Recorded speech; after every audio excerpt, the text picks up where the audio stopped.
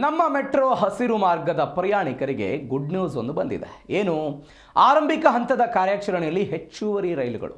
ಈಗಾಗಲೇ 17 ರೈಲುಗಳು ನೇರಳೆ ಮಾರ್ಗಕ್ಕೆ ಸ್ಥಳಾಂತರಕ್ಕೆ ಸಿದ್ಧತೆ ಆಗಿದೆ.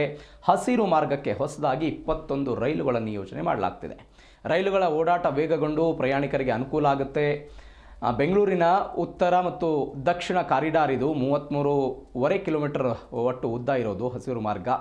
ಮಾದಾವರದಿಂದ ಸಿಲ್ಕ್ ಇನ್ಸ್ಟಿಟ್ಯೂಟ್ನಲ್ಲಿ ಕೊನೆಗೊಳ್ಳುವಂಥ ಹಸಿರು ಮಾರ್ಗ ಇದು 2019-20 ಒಪ್ಪಂದದಂತೆ DTG ತಂತ್ರಜ್ಞಾನದ 21 ಮೆಟ್ರೋ ರೈಲನ್ನು ನೇರಳೆ ಹಸಿರು ಮಾರ್ಗಕ್ಕಾಗಿ ನಿರ್ಮಾಣ ಮಾಡಲಾಗಿದೆ. ಕೋಲ್ಕತ್ತಾದ ಟಿಟಾಗರ್ ರೈಲ್ ಸಿಸ್ಟಮ್ ಲಿಮಿಟೆಡ್ ಕಂಪನಿ ಜೊತೆಗೆ ಚೀನಾದ CRRC ಒದಗಿಸಬೇಕಾಗಿದೆ. ಈ ಪೈಕಿ ಒಂದು ಪ್ರೋಟೋಟೈಪ್ ರೈಲು ಚೀನಾದಿಂದ ಹಾಗೂ 20 ರೈಲುಗಳು ಕೋಲ್ಕತ್ತಾದಿಂದ ಪೂರೈಕೆ ಆಗಲಿದೆ. ಮುಂದಿನ 1-2 ವಾರದಲ್ಲಿ ತಪಾಸಣೆ ಮುಗಿಯುತ್ತೆ. ರೈಲಿನ ವಾಣಿಜ್ಯ ಸಂಚಾರ ನಡೆಸೋದಕ್ಕೆ RDSO ರೈಲ್ವೆ ಸುರಕ್ಷತಾ ಪ್ರಧಾನ ಆಯುಕ್ತಾಲಯ ರೈಲ್ವೆ ಮಂಡಳಿಯ ಅನುಮೋದನೆ ಅಗತ್ಯ ಆಗಿದೆ. ಮಾರ್ಚ್ ಒಳಗಾಗಿ ರೈಲ್ವೆ ಮಂಡಳಿಯಿಂದ ಒಪ್ಪಿಗೆಯನ್ನು ಪಡೆಯಲಾಗುತ್ತೆ. ಒಪ್ಪಿಗೆಯ ದೊರೆತ ನಂತರ ಈ ರೈಲನ್ನು ಹಸಿರು ಮಾರ್ಗಕ್ಕೆ ನಿಯೋಜನೆ ಮಾಡಲಾಗುತ್ತೆ.